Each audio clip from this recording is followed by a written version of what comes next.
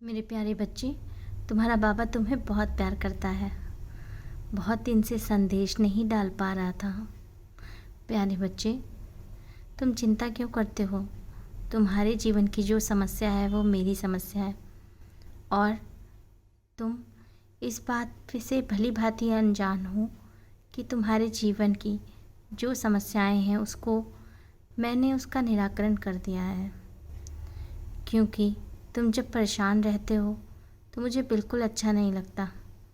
हाँ, लेकिन तुम्हें इसके लिए मुझसे मेरे शहद का अभिषेक करना होगा। प्यारे बच्चे, मुझे बहुत अच्छा लगता है जब तुम मेरे शिव स्वरूप में शहद का अभिषेक करते हो।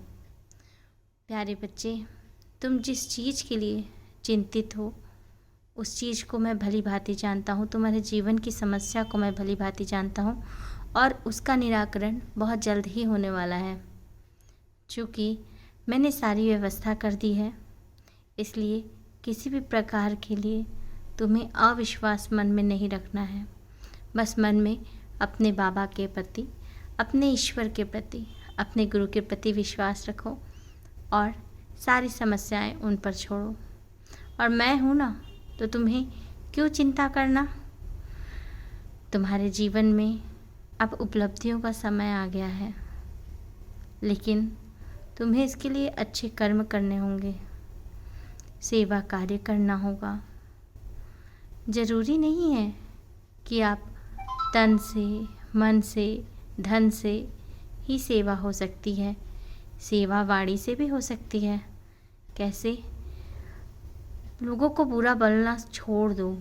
अगर लोग तुम्हारे साथ गलत करते हैं तो वो उनका अपना आचार व्यवहार है, तुम्हें उस पर ध्यान नहीं देना है। पर तुम्हारे मुंह से कड़वे शब्द नहीं निकलने चाहिए, इस चीज़ का सदैव ध्यान रखना। वाणी से जो कोई परेशान है उसकी मदद करो, उसके लिए ईश्वर से प्रार्थना करो। सेवा जो है वह सिर्फ धन से ही होती है, ऐसा लोगों का विचार है, परंतु ऐसा कुछ नहीं है।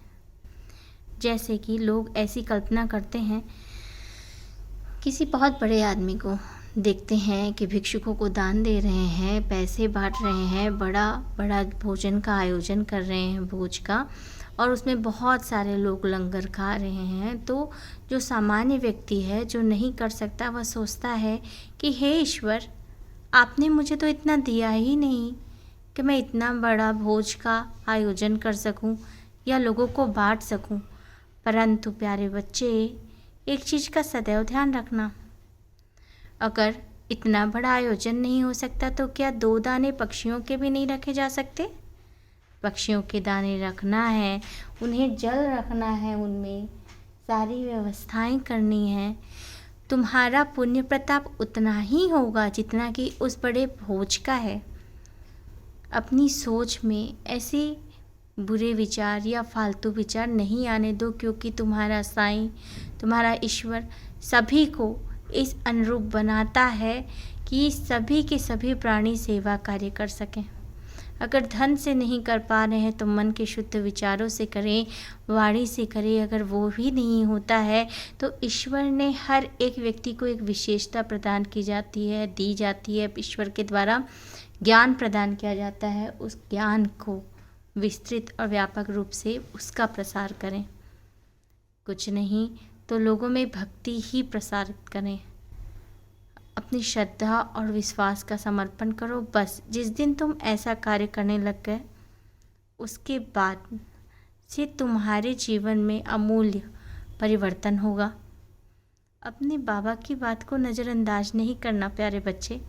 अगर ये संदेश तुम्हारे जीवन में आया है, यानी ये तुम्हारे साईं का आदेश है कि तुम्हें ऐसा कार्य करना है।